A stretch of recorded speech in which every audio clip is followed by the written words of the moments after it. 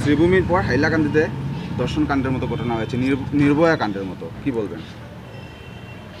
আমি আমাদের অগ্নিকন্যা সংস্থার পক্ষ থেকে বলছি, আর শুধু অগ্নিকন্যা সংস্থা কেন, আমার মনে হয় আমাদের সব নারীদের উচিত এই প্রতিবাদে সামিল হওয়া।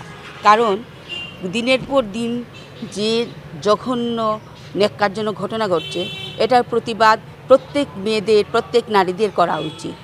কারণ আমরা মেয়েরা সুরক্ষা কোথায়? প্রশাসন যদি একটু পদক্ষেপ নেয় তাহলে আমরা মেয়েরা সুরক্ষায় থাকব।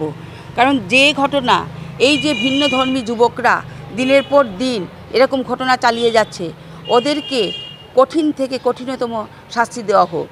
আমাদের প্রশাসনের কাছে একটাই দাবি যে যে দুজনকে ধরা হয়েছে ওদেরকে আর ওদের পরিবারকে এখান থেকে বিতাড়িত করা হোক। আর ওদেরকে ফাঁসি বা যাবজ্জীবন কারাদণ্ড নয়, ওদেরকে এমন শাস্তি দেওয়া হোক যার জন্য ওরা মৃত্যুর জন্য কামনা করে কিন্তু মৃত্যু যেন না পায়, যেটাকে বলে জীবনমৃত অবস্থায়। আমার মতে প্রত্যেক মা বাবার উচিত ওদের ছেলেদেরকে ঠিকভাবে মানুষ করা। কারণ ওরা যদি ওদের ছেলেদেরকে ঠিকভাবে মানুষ করতে না পারে তাহলে ওদেরকে যেন বাড়িতে যেভাবে হোক আটকে রাখে।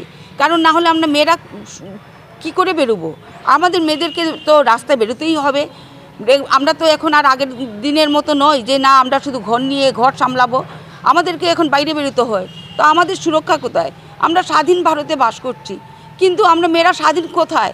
এই যে নরপশুগুলো দিনের পর দিন এরকম করে অত্যাচার করছে, ওদেরকে এমনভাবে শাস্তি দাও যাতে ওরা আবার ভবিষ্যতে কেউ করতে ওদের গা শিহরিত হয়ে যায়।